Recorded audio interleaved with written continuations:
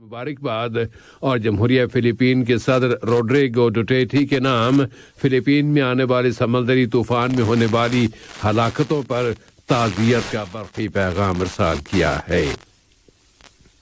وزیر اعظم و وزیر داخلہ شیخ خالد بن خلیفہ بن عبدالعزیز آل ثانی سے دوحہ میں برادر ملک جمہوریہ تیونس کے وزیر نوجوانان و کھیل جناب کمال دقیش نے ملاقات کی ہے، جس میں دونوں برادر ملکوں کے درمیان مشترکہ تعلقات و تعاون، انہیں اسپورٹس اینڈ یوتھ کے شعبوں میں فروغ دینے کے وسائل اور مشترکہ دلچسپی کے متعدد دوسرے موضوعات پر بات چیت کی گئی۔ مجلس شورا نے اس کے اسپیکر جناب حسن بن عبداللہ الغانم کی صدارت میں آج اپنا ہفتہ روزہ اجلاس بلایا۔ شورا نے برادر ملک سعودی عرب کے دارالحکومت ریاض میں خلیج کے عرب ملکوں کی کونسل برائے تعاون کی سپریم کونسل کے 42ویں سیشن کے اجلاس میں صاحب سمو امیر شیخ تمیم بن حمد آل ثانی کی شرکت اور خلیجی وحدت میں اضافے کی ان کی خواہش کی تعریف کی ہے۔ اس کے علاوہ شورا کونسل نے عرب کپ چیمپئن شپ فیفا قطر 2021 کے اعلیٰ ترین اور کامیاب انتظامات پر اپنے فخر و اعتزاز کا اظہار کرتے ہوئے کہا ہے کہ اس چیمپئن شپ کی کامیابی اس بات کی دلیل ہے کہ فیفا قطر 2022 کے تمام انتظامات بھی مکمل ہیں۔ شورا کونسل نے اس کے کاموں کو مزید بہتر بنانے کے لیے ڈیجیٹل ٹیکنالوجی کے استعمال سے متعلق 2 موضوعات کا جائزہ لیا اور انہیں مجلس شورا کے امیدواروں کے انتخابی پروگراموں کی اسٹڈی کرنے والی کمیٹی کے حوالے کرنے کا فیصلہ کیا کہ وہ ان کی اسٹڈی کے بعد اپنی رپورٹ شورا کونسل کے اگلے اجلاس میں پیش کرے۔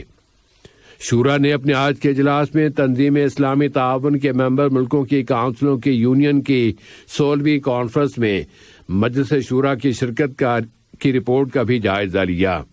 یہ کانفرنس رواں مہینے دسمبر کی 9 اور 10 تاریخوں کو جمہوریہ ترکی کے شہر استنبول میں منعقد کی گئی تھی۔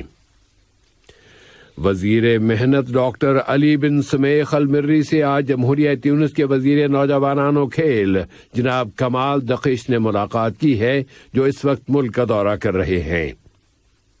آج کی اس ملاقات میں دونوں ملکوں کے درمیان مشترکہ تعاون کے مختلف پہلوؤں کا جائزہ لیا گیا۔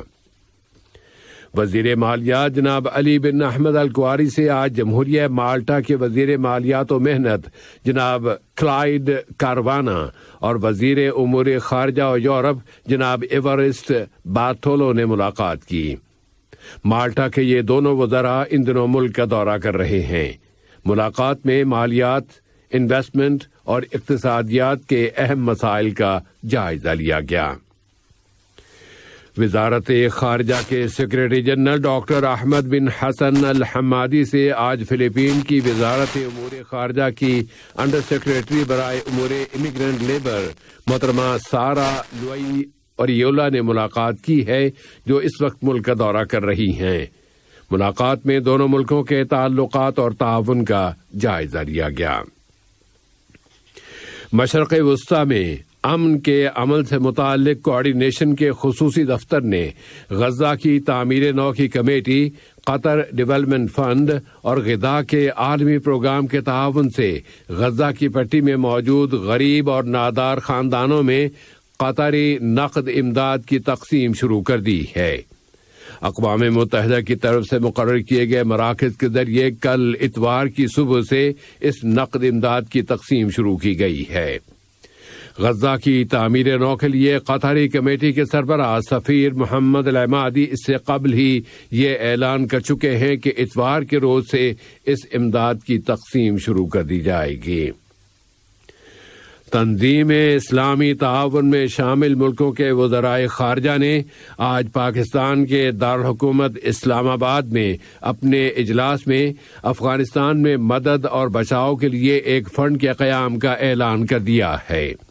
قطر نے اس موقع پر زور دے کر کہا ہے کہ افغان عوام کی انسانی مدد نہایت ضروری ہے۔ اس نے عالمی برادری سے کہا ہے کہ وہ افغان عوام کی مدد کرے اور طالبان کے بارے میں اپنے سیاسی موقف کو اس انسانی امداد اور افغان مقامی معاشرے کی ضرورتوں کے ساتھ خلط ملط نہ کرے۔ قطر کی ریڈ کرسچن سوسائٹی نے صومالیہ کی وزارت صحت کے تعاون سے صومالیہ میں جنرل آپریشن اور ENT آپریشن کے میڈیکل قافلے کی مہم مکمل کر لی ہے۔ وہاں یہ مہم 2 ماہ تک جاری رکھی گئی اور اس پر مجموعی طور پر $500 ملین سے زیادہ کی رقم خرچ ہوئی ہے۔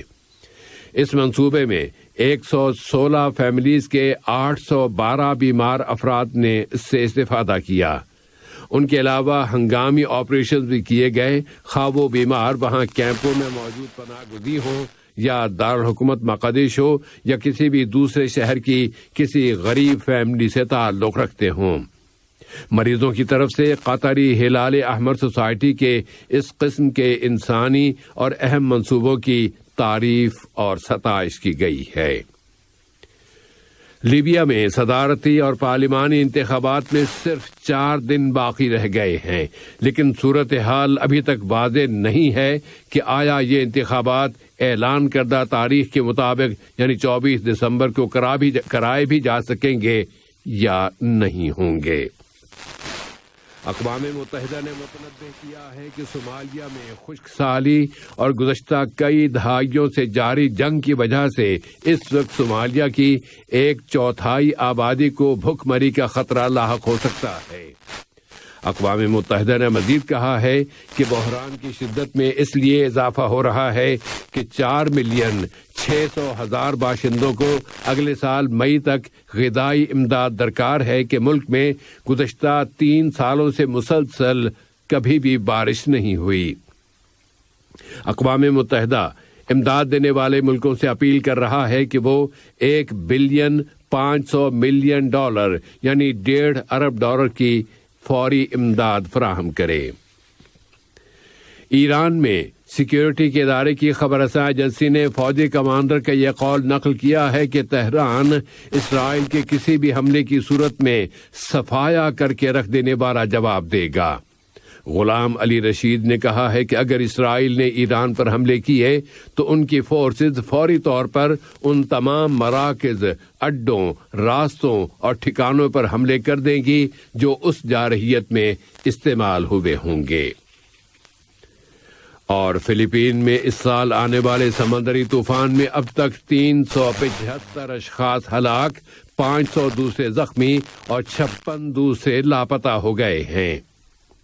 ادھر ملائیشیا میں آنے والے سیلابوں کے بعد 50,000 سے زیادہ باشندوں کو محفوظ مقامات پر منتقل کر دیا گیا ہے اور کم از کم 7 اشخاص اب تک ہلاک ہو چکے ہیں۔ کہا جاتا ہے کہ جنوب مشرقی ایشیا میں واقع اس ملک ملائیشیا میں یہ اب تک کے بدترین سیلاب ہیں۔ آج کا یہ نشریہ ختم ہونے سے قبل اہم خبروں کا خلاصہ ایک مرتبہ پھر پیش خدمت ہے۔ شورا کونسل نے خلیجی سربراہ کانفرنس میں صاحب سمو امیر کی شرکت کی تعریف کرتے ہوئے فیفا قطر 2021 عرب کپ کے کامیاب انتظامات پر اپنے فخر و اعتزاز کا اظہار کیا ہے۔ قطر نے افغانستان میں امن اور استحکام اور ترقی کے لیے اپنی خواہشات کی تجدید کی ہے۔ اور غزہ کی تعمیر نو کی قطری کمیٹی نے اقوام متحدہ کے تعاون سے غزہ کی پٹی کے غریب اور نادار خاندانوں میں نقد امداد کی تقسیم شروع کر دی ہے۔ ریڈیو قطر سے آج کا دوسرا نشریہ اپنے اختتام کو پہنچا۔ فی امان اللہ۔ ہمارا اگلا بلیٹن